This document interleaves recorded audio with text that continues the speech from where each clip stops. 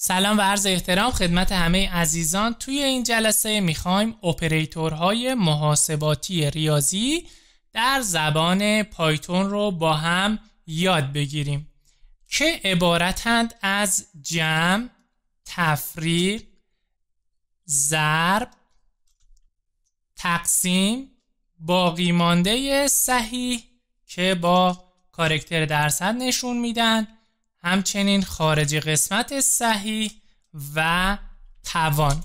حالا بریم یکی یکی اینها رو با هم بررسی کنیم ببینیم کاربردشون به چه صورت هستش. دقت کنید بچه ها، اینجا من یک متغیری تعریف میکنم، اسمش رو A قرار میدم و مقدار 8 رو بهش میدم. یک متغیر تعریف میکنم و اسمش رو میذارم B و مقدار 2 رو بهش میدم.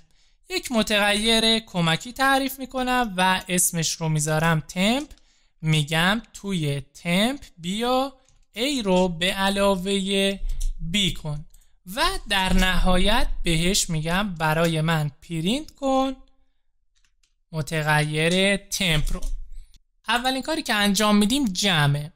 A به علاوه B 8 به علاوه 2 میشود 10. باید عدد 10 رو به من بده که اینجا عدد 10 رو میبینیم. حالا بهش میگم بیا A رو منهای B کن.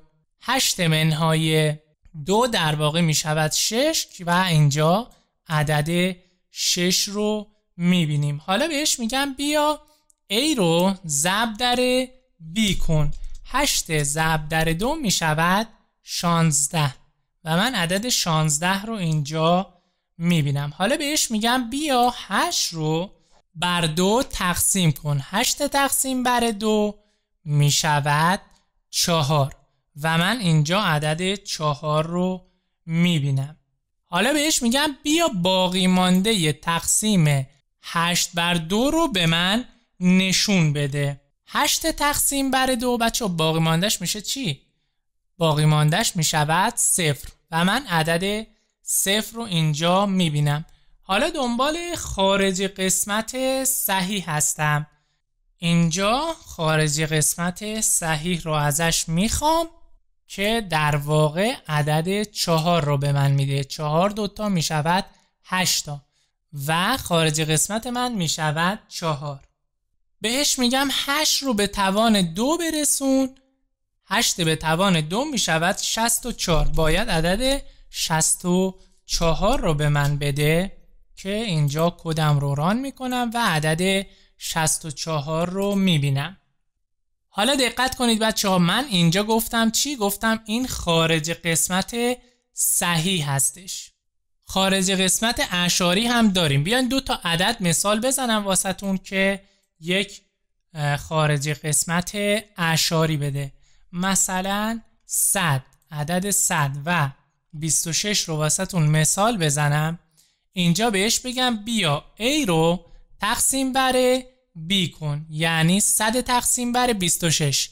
همونطور که اینجا میبینید اینجا یک خارج قسمت اعشاری به من میده.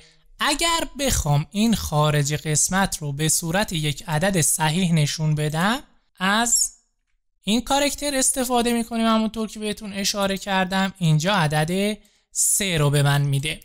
کاربردهای اپراتورهای ریاضی رو در جلسات بعد به صورت مفصل و در آینده بهتون آموزش میدم.